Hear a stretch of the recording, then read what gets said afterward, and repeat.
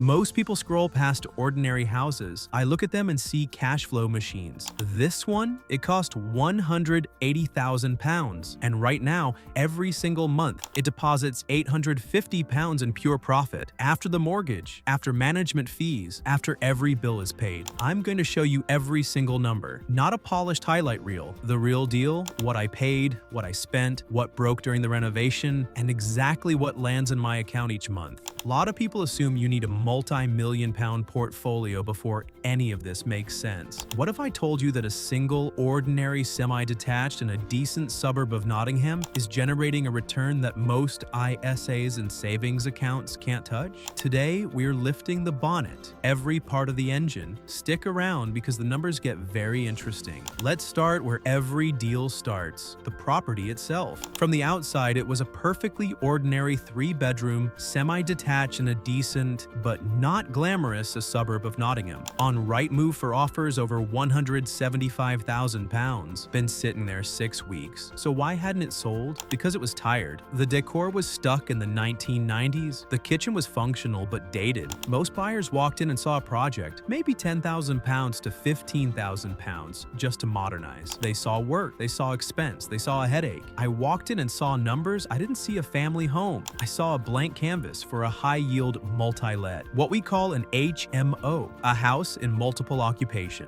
The location told the story: 12-minute walk from a major hospital, direct bus to the city center and the university. We call that a triangle of demand, multiple pools of potential tenants in a very small area. Students, young professionals, hospital staff. Your void risk drops dramatically. The separate dining room was a decent size, a potential ground floor bedroom right there. The living room was large enough for a communal space.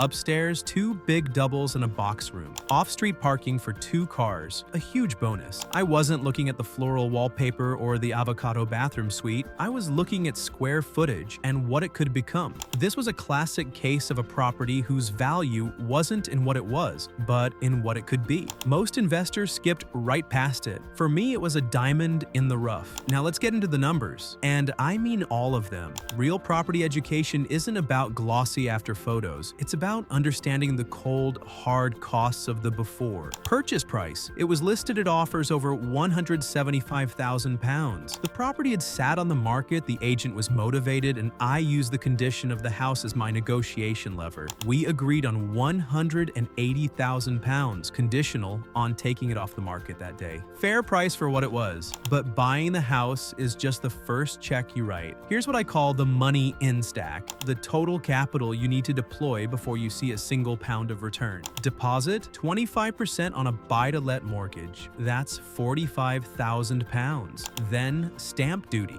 Because this was an additional property, I paid the standard residential rates plus the 3% surcharge for England. On a £180,000 purchase, that's £5,400. A sunk cost, you do not get it back. Compliance note: stamp duty rates are subject to change. Always verify with a solicitor or HMRC at time of purchase. Legal fees, £2,000. RICS Level 3 survey, £600. I will never buy a property without one. It's your insurance policy against hidden nightmares. Mortgage arrangement fee, £1,500. Add it all together, and just getting the keys cost £54,500. Then the refurbishment, £25,000 budget. Full rewire, £4,000. Converting the dining room to a compliant bedroom with soundproofing and a fire door, £2,500. New shower room. We took a bit of space from the larger bedrooms to create it, £5,000. New kitchen built for 5 adults, including 2 fridge freezers, £6,000. Full replaster and decoration, £4,000. New flooring throughout, £2,000, and non-negotiable for any HMO, a full fire safety system. Interconnected smoke alarms, fire doors, emergency lighting, £1,500. Total refurb, £25,000 on budget. And a note on that, 2 weeks in, the electricians found corroded plumbing pipes weeping behind the plaster. Not on the survey, couldn't be seen. Unforeseen cost, £800. This is exactly why you build in a 10% contingency. If we'd spent to the last penny, that one discovery could have derailed everything.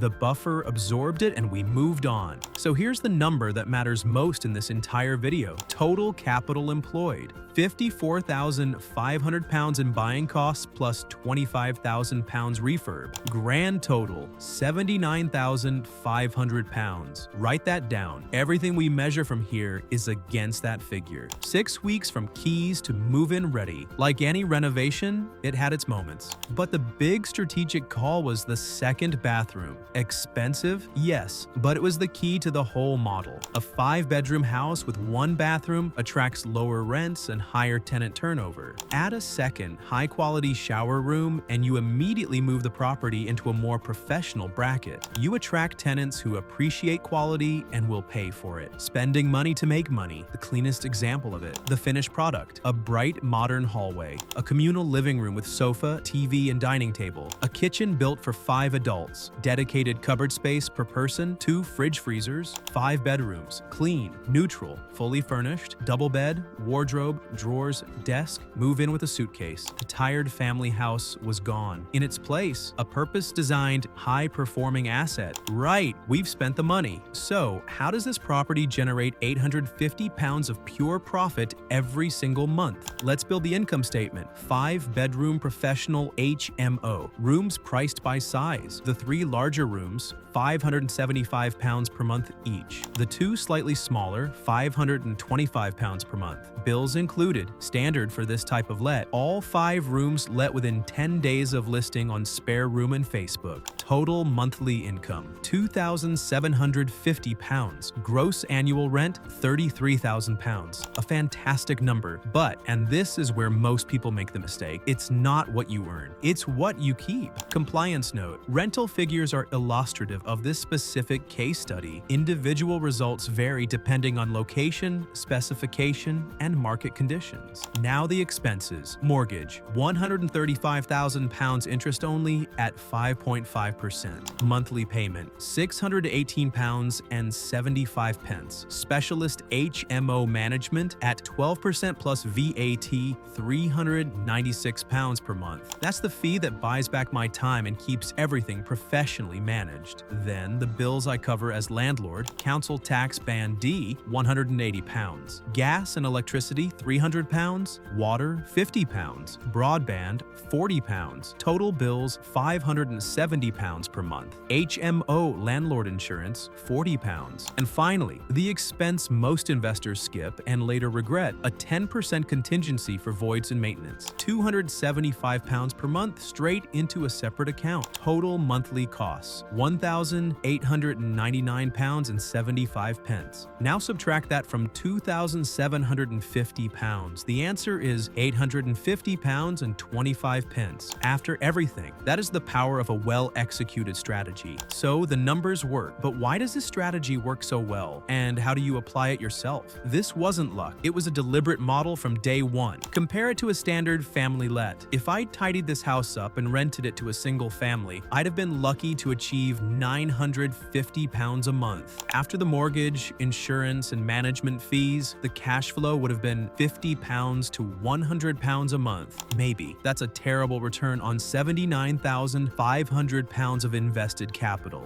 The HMO model supercharges income from a single asset. By renting by the room, you're accessing a different market at a different price point. The whole becomes greater than the sum of its parts. Yes, your costs are higher, you pay the bills, management is more complex, but the income leap more than covers it. And here's the resilience angle. In a single tenancy, 1 tenant leaving means 0 income. In this 5-bed, 1 vacancy means I still collect 80% of my rent. The model is structurally more robust. Now for the metric that matters most, return on capital employed. ROS, total cash invested, 79,500 pounds. Annual net profit, 850 pounds times 12, which is 10,200 pounds. ROSI equals 10,200 pounds divided by 79,500 pounds. That's 12.83%. For every pound I put in, I'm generating nearly 13 pence in pure profit every year. Meanwhile, the tenants are paying down the mortgage. The asset is appreciating. And the best savings account you can find today, maybe 4 or 5%. This investment generates more than double that.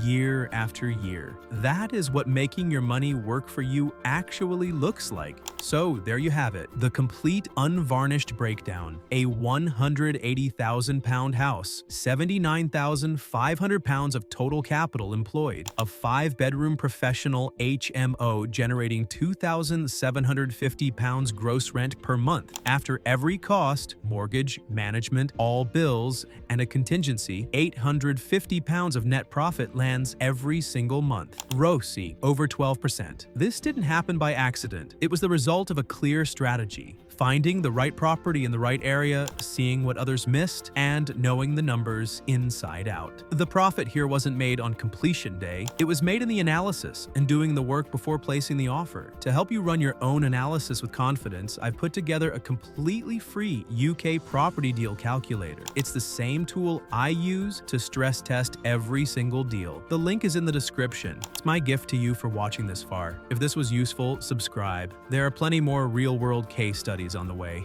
I'll see you in the next one. This is educational content only. I'm not your financial or legal advisor. Property values and income vary. Always do your own research and seek professional advice before investing.